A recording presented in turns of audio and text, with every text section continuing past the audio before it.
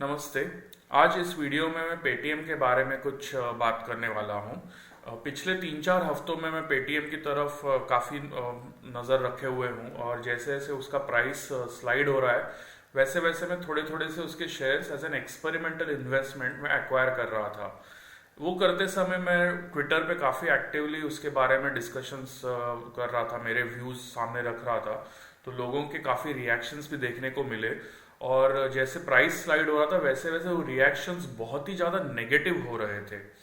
तो उस वजह से मैंने सोचा इस वीडियो के थ्रू मैं मेरे कुछ सिंपल रीजंस आपके सामने रखूं कि मुझे पेटीएम क्यों पसंद है। ओके, मुझे उसका बिजनेस मॉडल क्यों पसंद है या फिर उसमें मुझे क्यों ऐसे लगता है कि फ्यूचर में बहुत अच्छा पोटेंशियल है। ओके, ये वीडियो आप एक बार देख लीजिए। हो सकता है आपको मेरे कुछ पॉइंट्स पसंद आए, कुछ ना आए। डिसीजन आपके ऊपर है, लेना नहीं लेना, इन्वेस्ट करना नहीं करना, वो प्योरली डिसीजन आपका है, आपका पैसा है। लेकिन एक बार मेरे पॉइंट्स सुन लीजिए, समझ लीजिए। हो सकता है आपके बारे आपकी जो राय है पेटीएम के बारे में, हो सकता है वो मार्केट के रिएक्शन की वजह से नेगेटिव हो चुकी हो और अभी आपको कुछ असली में एक रियल ओपिनियन बनाने का चांस मिले। ओके, सो ये वीडियो पूरी तरह से देख लीजिए। इसमें मैं काफ़ी सारी बातें आपके सामने रखने वाला हूँ, राइट फ्रॉम अभी जो मार्केट में हम लोग रिसेंटली देख रहे हैं प्राइस के ऊपर, और फिर उसके बिजनेस मॉडल के ऊपर, और फाइनली पेटीएम के वैल्यूएशंस के बारे में भी मैं कुछ बात करने वाला हूँ। कुछ सिंपल पॉइंट्स आपके सामने रखने वाला हूँ। ओके, सो आइए शुरू करते हैं। सबसे पहले आप जैसे हमने देखा है कि लिस्टिंग होके सिर्फ 2 महीने भी पूरे हुए नहीं है। ओके, अराउंड नवंबर 20 के आसपास पेटीएम लिस्ट हुआ था और आज दिसंबर 16-17 तारीख चल रही है। तो 2 महीने भी अभी तक पूरे हुए नहीं है लिस्ट होके, और इन 2 महीनों में पेटीएम जो है वो ऑलरेडी स्टॉक मार्केट का सबसे हेटेड स्टॉक बन चुका है। और उसका रीजन क्या है? तो बेसिकली ये अगला स्लाइड देखिए। इस वजह से तो आप देख सकते हैं कि उसका आईपीओ जो आया था वो 2150 यानी कि 2150 रुपीज पे आया था, और उस प्राइस पे कभी वो लिस्टिंग के बाद गया ही नहीं है। ओके, लिस्टिंग के दिन ही वो 2000 के नीचे लिस्ट हुआ और वहां से एक बड़ी स्लाइड के बाद एक बड़ा बाउंस बैक भी लिया, लेकिन फिर से 1800 लेवल के आसपास रुक गया और वहां से ये लंबा स्लाइड उसने शुरू कर दिया, जो अभी फ्राइडे को 1000 रुपीज पे उसने हिट किया। ओके, सो 2150 का आईपीओ था 2 महीने पहले, और आज अभी फ्राइडे को उसने 1000 रुपीज यानी कि आईपीओ प्राइस से आधे से भी कम लेवल पे पहुंच गया था।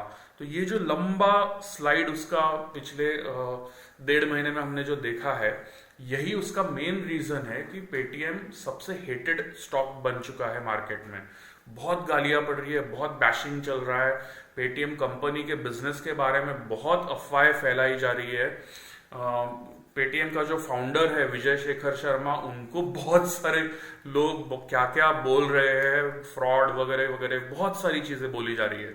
लेकिन याद रखिए, इसी आदमी ने, विजय शेखर शर्मा ने 10 साल पहले पेटीएम जब शुरू किया था, ब्रांड न्यू बिजनेस था, ब्रांड न्यू कंसेप्ट था, और वहां से लेके आज वो पेटीएम को इस मुकाम तक लेके आया कि उसमें बड़े बड़े इन्वेस्टर्स ने, ग्लोबल इन्वेस्टर्स ने पिछले 10 सालों में कम से कम हो सकता है 30-40 हजार करोड़ इन्वेस्ट किए हो। ओके, सो ये याद रखिए, इस आदमी ने जो भी ये ऐप बनाया है, ये जो भी ये बिजनेस खड़ा किया है, इसमें 30-40 हजार करोड़ का इन्वेस्टमेंट आ चुका है। ओके, और ये कोई मामूली बात नहीं है। सो उस आदमी को आप जब कुछ भी नेगेटिव गालियां देते हैं या कुछ भी नेगेटिव बैशिंग करते हैं, तो ये याद रखिए उसने अचीव भी काफी कुछ किया है और इसमें पोटेंशियल है, क्योंकि ये जो बड़े इन्वेस्टर्स है ये कोई बेवकूफ लोग नहीं है। ओके, सो ये जो स्लाइड हम लोग देख रहे हैं, और इस स्लाइड की वजह से अगर आपका ओपिनियन नेगेटिव बन रहा है तो प्लीज थोड़ा लॉजिकल सोचना शुरू कीजिए, और वही लॉजिकल पॉइंट्स मैं अभी आगे आपके सामने रखने वाला हूं। तो सबसे पहले पेटीएम को एक फ्यूचर पोटेंशियल अगर जानना है, समझना है, तो उसका बिजनेस मॉडल थोड़ा सा बेहतर समझना जरूरी है।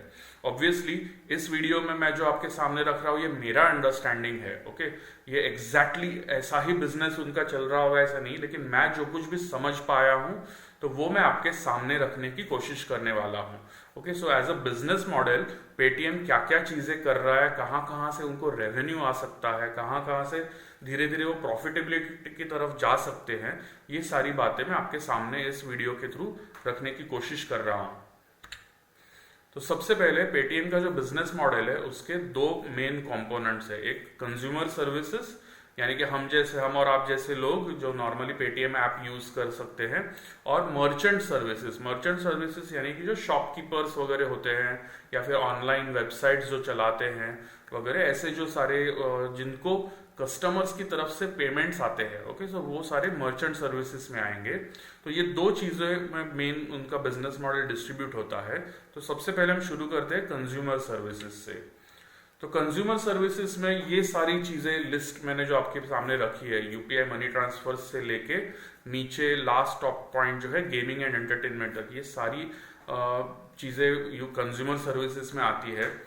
अब इनमें से कौन सी चीजें ज्यादा इंपॉर्टेंट है और पेटीएम के लिए एज अ बिजनेस, वो देखते हैं। तो सबसे पहले यूपीआई मनी ट्रांसफर जो है वो सबसे ज्यादा शायद वॉल्यूम लाता है। अब इसके बारे में भी बहुत से लोगों ने बैशिंग किया है कि पेटीएम जो है वो टॉप नहीं है यूपीआई में, यानी कि एनपीसीआई जो मंथली डेटा पब्लिश करता है, तो उसमें हमने कई महीनों से देखा है कि फोन पे जो है, फोन पे ऐप जो है वो यूपीआई में नंबर 1 चल रहा है, गूगल पे नंबर 2 पे चल रहा है, और पेटीएम फिर नंबर 3 पे आता है। सो बहुत लोग बोलते हैं कि पेटीएम सबसे पुराना होने के बावजूद भी यूपीआई में नंबर 1 कैसे नहीं है, और नंबर 1 नहीं वो अचीव कर सकता, इसीलिए वो घटिया कंपनी है। ये बहुत लोग बोल रहे हैं। तो ये सबसे बड़ा जोक बनता है, क्योंकि यूपीआई के जो मनी ट्रांसफर्स है, ओके, पर्सन टू पर्सन हो या पर्सन टू बिजनेस हो, हम लोग दुकान में जाके जब यूपीआई के थ्रू पे करते हैं, ये कोई भी ट्रांसफर्स में पेटीएम पैसे नहीं बनाता।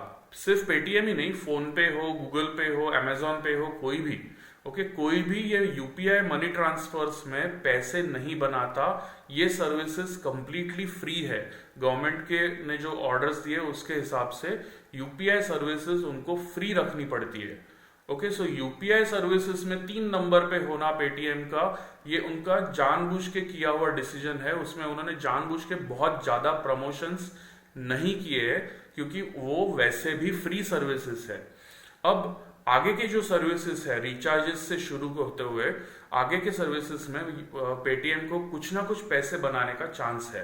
ओके, रिचार्जेस और बिल पेमेंट जो सेक्शन है, अगर आप पेटीएम का ऐप ओपन करके देखें तो उसमें आज बहुत सारी चीजों के रिचार्जेस और बिल पेमेंट ऑप्शंस आपके सामने है। Okay, mobile recharge, DTH recharge, broadband recharge bill payments हो, लैंडलाइन का बिल पेमेंट हो, इलेक्ट्रिसिटी का बिल पेमेंट हो, इनके अलावा बहुत सारी और चीजें उन्होंने लाई है पेमेंट के लिए।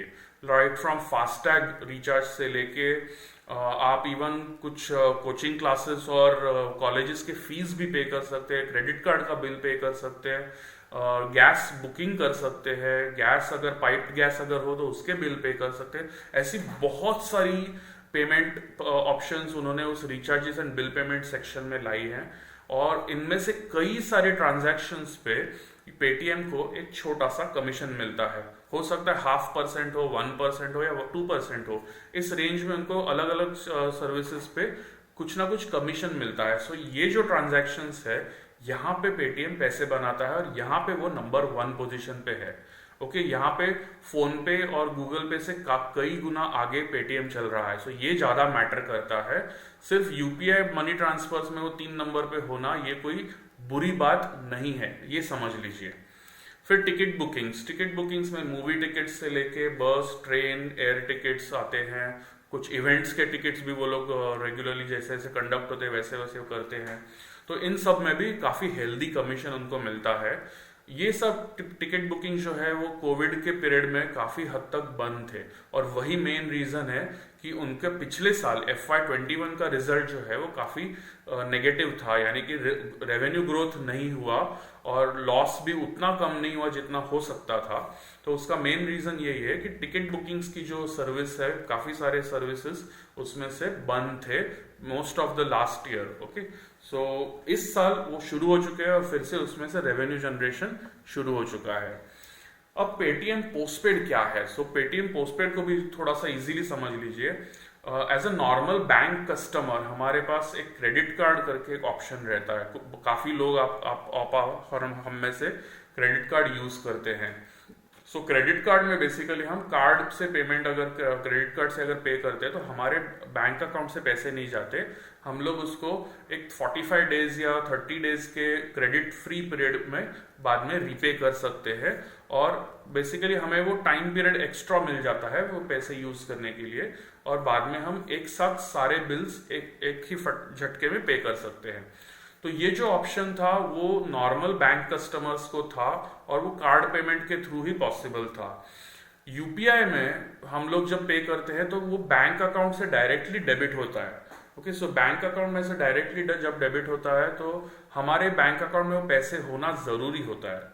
ओके, सो ऐसे कस्टमर्स को जो उनको यूपीआई एप्स यूज करने हैं, और अब आज बहुत जगह पे हम लोग क्यूआर कोड के थ्रू पे करते हैं, तो क्यूआर कोड के थ्रू पे करते समय हमारे पास क्रेडिट कार्ड से पे करने का ऑप्शन नहीं मिलता।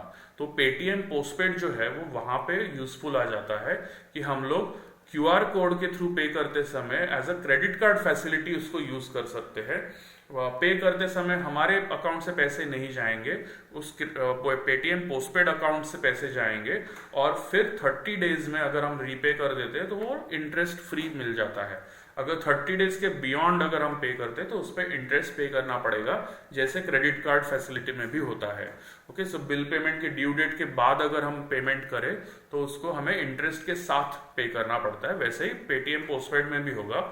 ऑब्वियसली इंटरेस्ट रेट एग्जैक्टली आप पेटीएम पोस्टपेड अगर वेबसाइट देखें तो आपको बेटर आइडिया आ जाएगी। हो सकता है क्रेडिट कार्ड से थोड़ा सस्ता हो। इसके अलावा पेटीएम ने को ब्रांडेड क्रेडिट कार्ड्स भी लॉन्च किए हैं। एचडीएफसी बैंक और स्टेट बैंक, इन दोनों के साथ उन्होंने टाई अप किया है अलग अलग क्रेडिट कार्ड्स लॉन्च करने के लिए। तो वो भी एक एडिशनल वैल्यू एडेड सर्विस वो कंज्यूमर्स को प्रोवाइड कर रहे हैं। इन सब में वॉल्यूम फिलहाल हो सकता है बहुत कम हो, लेकिन धीरे धीरे बिल्डअप होते जा सकता है, और उसमें से भी काफी हेल्दी उनको कमीशन भी मिल सकता है। पेटीएम पेमेंट बैंक एक सब्सिडियरी है जिसमें पेटीएम का स्टेक जो है वो 49% है। 51% ओनरशिप पेटीएम पेमेंट बैंक का जो है वो विजय शेखर शर्मा के पास है। और वो भी क्योंकि गवर्नमेंट के रूल्स के हिसाब से पेटीएम जो है वो मेजॉरिटी फॉरेन ओन्ड कंपनी है, और इसीलिए उनका स्टेक जो है वो 49% से ज्यादा नहीं हो सकता था। एक इंडियन को 51% ओनरशिप रखना जरूरी था, और इसीलिए विजय शेखर शर्मा जो है वो 51% ओनर है पेटीएम पेमेंट बैंक में, और 49% ओनरशिप जो है वो पेटीएम कंपनी यानी कि 197 कम्युनिकेशंस लिमिटेड जो है उसकी है।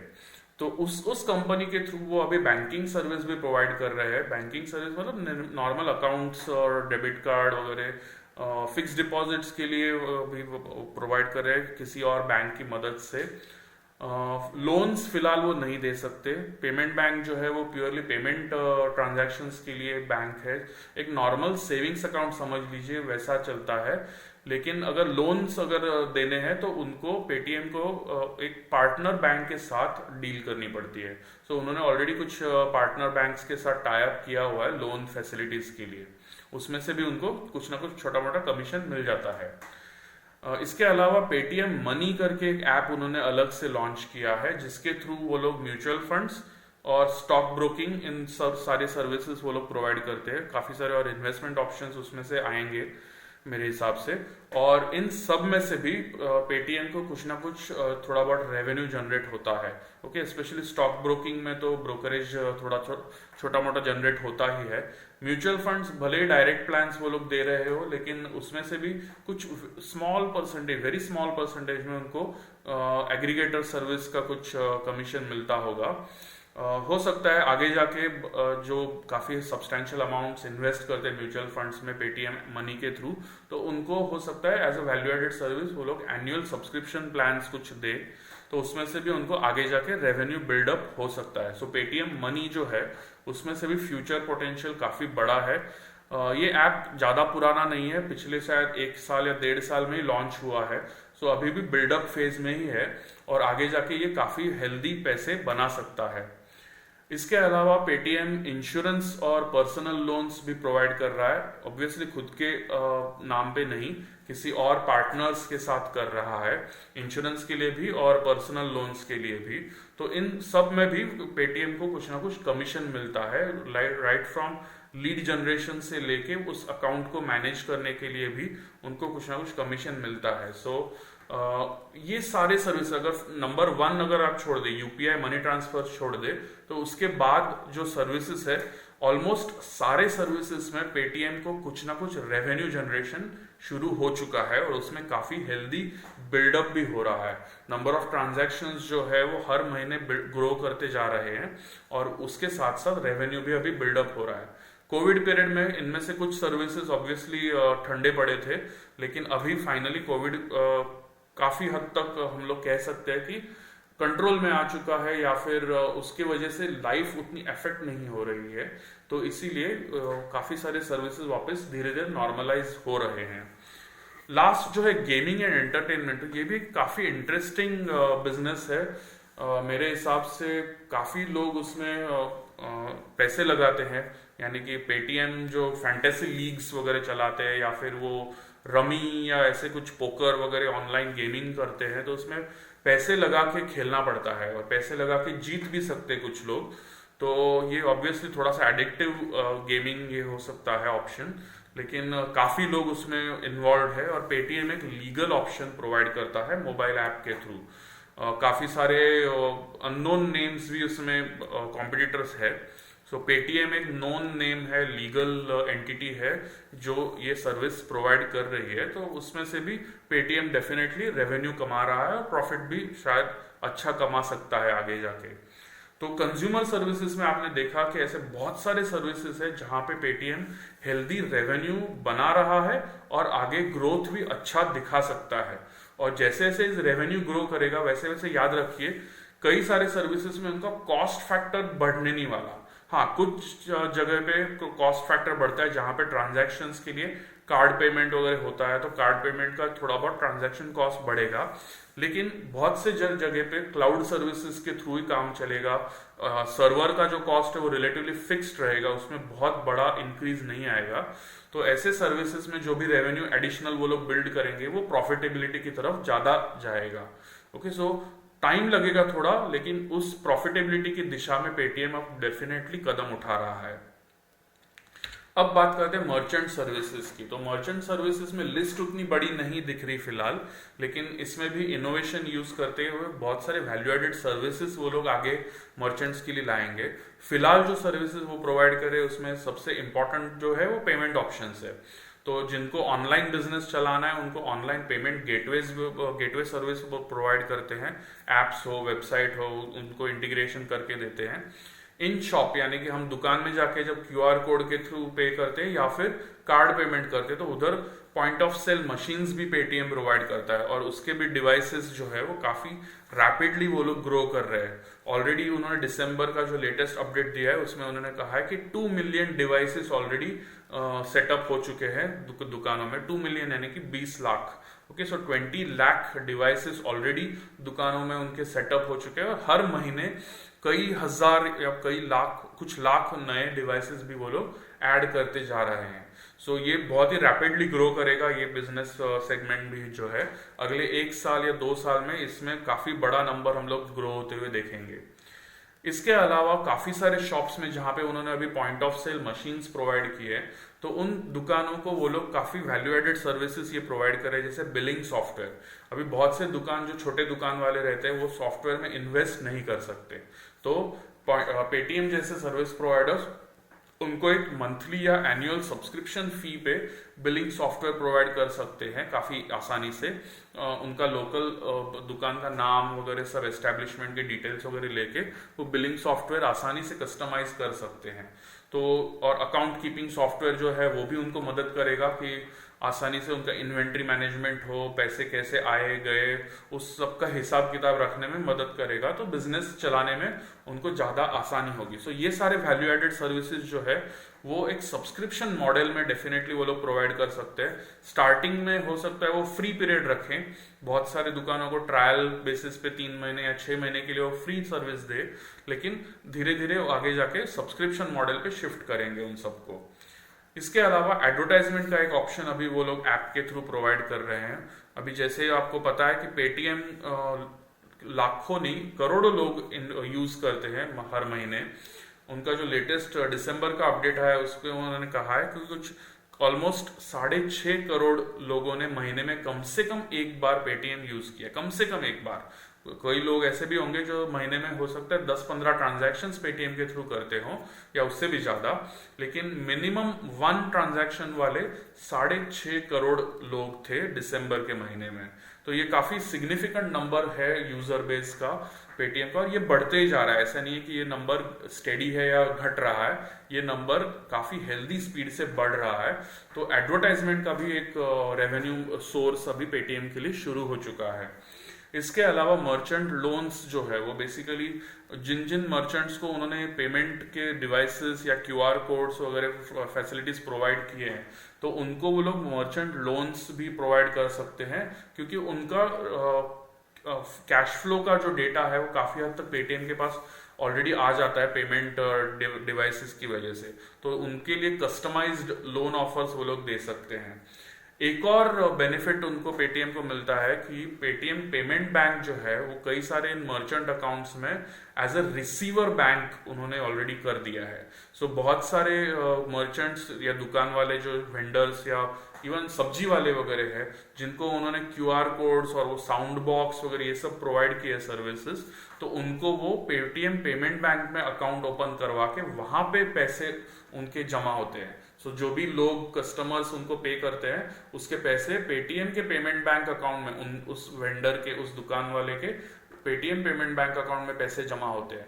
तो उसका उनको इनडायरेक्ट बेनिफिट मिलता है कि पेटीएम पेमेंट बैंक में ओवरऑल बैलेंस बूस्ट हो रहा है। ओके, सो आगे जाके उसका फायदा होगा, क्योंकि जैसे जैसे पेटीएम पेमेंट बैंक में उनके बैलेंसेस बूस्ट होंगे, वैसे वैसे आगे जाके जब कभी पेटीएम लोन्स खुद देना शुरू करेगा स्मॉल फाइनेंस बैंक में कन्वर्ट होने के बाद, मेरे ख्याल से गवर्नमेंट के रूल्स के हिसाब से कुछ 5 साल as a payment bank business करने के बाद वो लोग अप्लाई कर सकते हैं स्मॉल फाइनेंस बैंक लाइसेंस के लिए। तो मोस्ट प्रोबेबली पेटीएम वो आगे जाके अप्लाई करेगा, और जैसे ही उनको स्मॉल फाइनेंस बैंक लाइसेंस मिलेगा तो उस वक्त तक उनका पेमेंट बैंक जो बिजनेस चल रहा है उसमें अगर अच्छे हेल्दी बैलेंसेस चल रहे हो तो उसकी डेफिनेटली उनको मदद होगी। ओके, लेंडिंग बिजनेस में एंट्री करते समय काफी आसानी होगी। अब बात करते हैं पेटीएम के वैल्यूएशंस की। ओके, सो इसमें काफी ओपिनियंस अलग अलग हो सकते हैं, तो मैं मेरा कुछ सिंपल लॉजिक आपके सामने रखता हूं।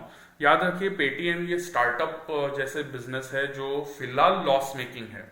ओके, फिलहाल लॉस मेकिंग है और धीरे धीरे और उसकी लॉसेस कम होते जाएंगे ऐसी उम्मीद है। रेवेन्यू काफी फास्ट ग्रो करेगा, लेकिन लॉसेस होपफुली धीरे धीरे स्टेप बाय स्टेप कम होते जाएंगे ऐसी उम्मीद है। तो ऐसे सिचुएशन में हम ट्रेडिशनल वैल्यूएशन के पैरामीटर्स उसको अप्लाई नहीं कर सकते। ये प्राइस टू अर्निंग रेशियो वगैरह ये सब चीजें हम लोग अप्लाई नहीं कर सकते। बुक वैल्यू वगैरह ये सब चीजें भी फिलहाल उसमें मैटर नहीं करेंगी। ओके, जब तक पेटीएम प्रॉफिटेबिलिटी में नहीं आ जाता तब तक हम ये सारी चीजें डिस्कस नहीं कर सकते। तो कुछ और पैरामीटर्स के बेसिस पे हम लोग पेटीएम के वैल्यूएशंस डिस्कस करेंगे। तो फिलहाल उसका शेयर प्राइस कुछ 1100 रुपए के आसपास चल रहा है। तो इस प्राइस पे पेटीएम का मार्केट कैप जो है वो अराउंड 72,000 करोड़ के आसपास आता है। ओके, सो अगर डॉलर्स में बात करें तो $10 बिलियन से थोड़ा सा कम है, क्योंकि $10 billion is around 7,500 crore, sorry 75,000 crore rupees होता है। तो $10 बिलियन से थोड़ा सा कम मार्केट कैप फिलहाल चल रहा है। अब बात करते हैं कि रिसेंट मतलब आईपीओ से पहले उन्होंने कौन से फंड रेजिंग डील्स किए थे। ओके, उन्होंने 2010 में जब बिजनेस शुरू किया पेटीएम ने, उसके बाद से अब तक हो सकता है उन्होंने अलग अलग पॉइंट्स ऑफ टाइम पे बहुत सारे फंड रेजिंग डील्स किए, बहुत सारे इन्वेस्टर से पैसा रेज किया है। तो हम सिर्फ मोस्ट रिसेंट वाले 2-3 ट्रांजैक्शंस देखेंगे। तो एक ट्रांजैक्शन आता है बर्कशायर हैथवे का। बर्कशायर हैथवे क्या है, तो बेसिकली आपने अगर वॉरेन बफेट का नाम सुना है, जो world's one of the richest persons है, 3rd या 4th रैंक या टॉप 5 रैंक्स में आते हैं, और उन्होंने काफी इन्वेस्टमेंट्स के थ्रू ही का पैसा बनाया है, वेल्थ बनाई है उनकी। तो बर्कशायर हैथवे उनकी कंपनी है, वॉरेन बफेट की कंपनी है। तो उस कंपनी ने पेटीएम में 2018 में और अराउंड अगस्त 2018 में इन्वेस्ट किया था $300 मिलियन, मतलब अराउंड 2200 करोड़ के रेंज में कुछ इन्वेस्ट किया था, और उनको कुछ 3% स्टेक मिल गया था पेटीएम में। तो उस वक्त पेटीएम का वैल्यूएशन जो उन्होंने सेट किया था, जिस प्राइस पे डील हुई थी, तो वो अराउंड $10 बिलियन था। याद रखिए ये 2018 की बात है, अगस्त 2018, यानी कि आज से कुछ 3.5 साल पहले की बात है। सो 3.5 साल पहले भी पेटीएम की जो फंड रेजिंग की डील हुई थी वो अराउंड आज के वैल्यूएशन पे हुई थी। आज उसका शेयर प्राइस जिस प्राइस पे चल रहा है, तो वो $10 बिलियन से थोड़ा सा कम चल रहा है। तो इसी प्राइस पे 3.5 साल पहले वॉरेन बफेट की कंपनी ने इन्वेस्ट किया था पेटीएम में। या तो 3.5 साल पहले का वैल्यूएशन में आज हमें इन्वेस्ट करने को मिल रहा है। उसके बाद नवंबर 2019 में एक और बड़ा फंड रेजिंग किया था, जो उनका आईपीओ से पहले का सबसे बड़ा फंड रेजिंग था। तो उस वक्त उन्होंने $1 बिलियन यानी कि ऑलमोस्ट 7,500 करोड़ रुपीस का फंड रेजिंग किया था। एग्जिस्टिंग इन्वेस्टर्स, मेजॉरिटी लोगों ने, काफी सारे एग्जिस्टिंग इन्वेस्टर्स ने भी डाले पैसे, और कुछ नए इन्वेस्टर्स ने भी पैसे डाले थे, और काफी रेप्यूटेड बड़े बड़े नामों ने डाले थे। तो उन्होंने उस वक्त उस पेटीएम का वैल्यूएशन क्या सेट किया था इस डील के दौरान, तो $16 बिलियन। याद रखिए $16 बिलियन। वॉरेन बफेट ने जब किया था तब $10 बिलियन का वैल्यूएशन था। उसके 1 या 1.5 साल बाद, 1.5 साल भी नहीं, 1.5 साल से कम ड्यूरेशन बाद, $16 बिलियन के वैल्यूएशन पे पेटीएम ने एक नया फंड रेजिंग किया।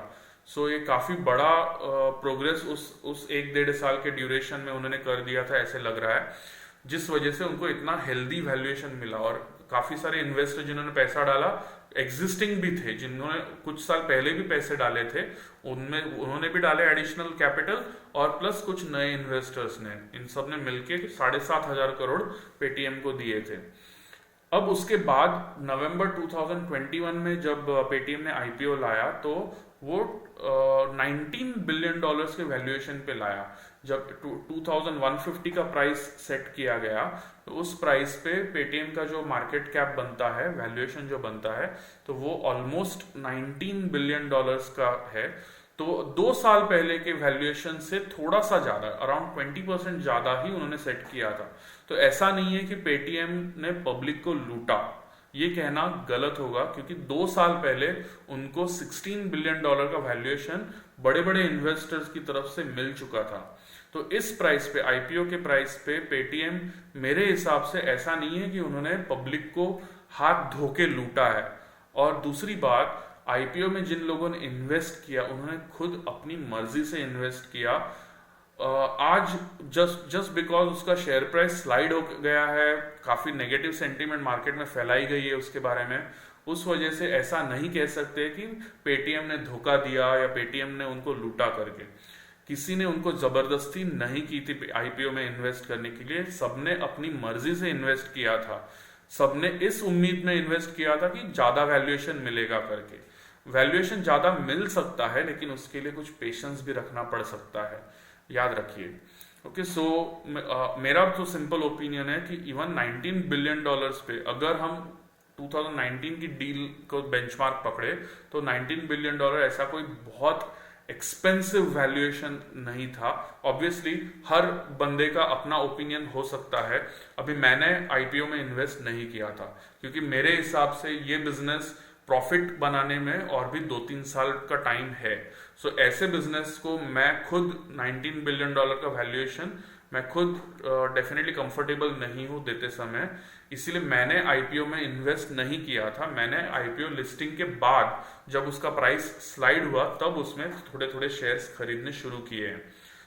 आज मेरा एवरेज प्राइस जो है खरीदी का इन्वेस्टमेंट का, तो वो अराउंड 1200 से 1300 के रेंज में आता है। ये भी मैं आपको सामने सामने बता देता हूँ। आईपीओ में मैंने एक भी रुपया नहीं डाला था। मैंने पेटीएम ही नहीं, मैंने ऑलमोस्ट किसी भी आईपीओ में इन्वेस्ट नहीं किया था रिसेंट कई सालों में। तो इस प्राइस पे, इस वैल्यूएशन पे, मैं आईपीओ के वैल्यूएशन पे मैं कंफर्टेबल नहीं था। लेकिन जैसे ही वो प्राइस स्लाइड हो गया है तो उसके बाद मैंने डेफिनेटली पेटीएम के बारे में सोचना शुरू किया और थोड़े थोड़े से शेयर्स लेना शुरू कर दिया है। अब एक और इम्पॉर्टेंट पॉइंट याद रखिए कि ये जो बहुत सारे इंस्टीट्यूशनल इन्वेस्टर्स है जिन्होंने पेटीएम में पिछले 10 साल में इन्वेस्ट किया हुआ है, बड़ा बड़ा कैपिटल इन्वेस्ट किया है, तो उन सबके पास और भी एडिशनल काफी सारा कैपिटल है। बहुत सारा कैपिटल वो लोग आसानी से रेज कर सकते हैं और इन्वेस्टमेंट के लिए अरेंज कर सकते हैं।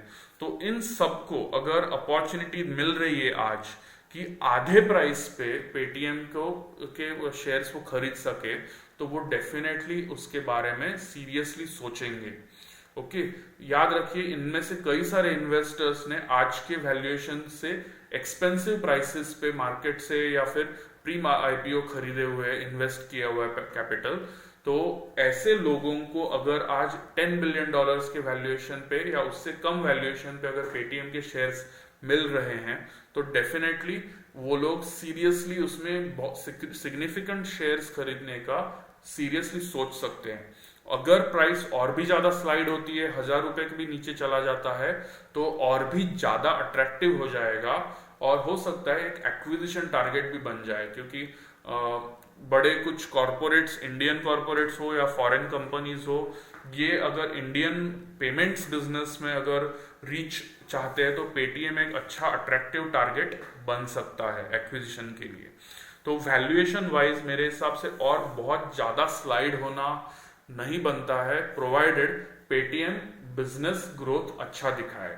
ओके, अभी तक हमने एक भी फुल क्वार्टर परफॉर्मेंस देखा नहीं है। लिस्टिंग होके 2 महीना भी पूरा हुआ नहीं है। ये दिसंबर क्वार्टर का भी जो रिजल्ट आएगा वो भी फुल क्वार्टर नहीं होगा, भले ही मतलब लिस्टिंग के बाद का फुल क्वार्टर नहीं है, पार्शियली है। रिजल्ट भले ही पूरे क्वार्टर का देंगे वो, लेकिन मेरे हिसाब से हमने एज एन इन्वेस्टर या ट्रेडर हो, हम लोगों ने कम से कम उसको 2-3-4 क्वार्टर्स का प्रोग्रेस देखना जरूरी है एक ओपिनियन बनाने से पहले कि पेटीएम का बिजनेस कैसे प्रोग्रेस कर रहा है। ओके, एक आध क्वार्टर के रिजल्ट पे मत जाइए, कम से कम 2-4 क्वार्टर्स का प्रोग्रेस देखिए ताकि आपको एक ट्रेंड पता चले, आपको एक बेटर आइडिया आ जाए कि पेटीएम का प्रोग्रेस किस दिशा में जा रहा है। ओके, अगर आपको ये वीडियो अगर पसंद आया हो तो प्लीज इसे लाइक और शेयर करना मत भूलिए। अगर आप शेयर नहीं करेंगे तो मैंने जो भी मेहनत की है वो ज्यादा लोगों तक नहीं पहुंचेगी और मुझे उतना एनकरेजमेंट नहीं मिलेगा कि मैं और ऐसे वीडियोस बनाऊं। तो अगर आप चाहते हैं कि ऐसे कुछ और वीडियोस में बनाते रहूं रेगुलरली, तो प्लीज इसे लाइक और शेयर करना मत भूलिए।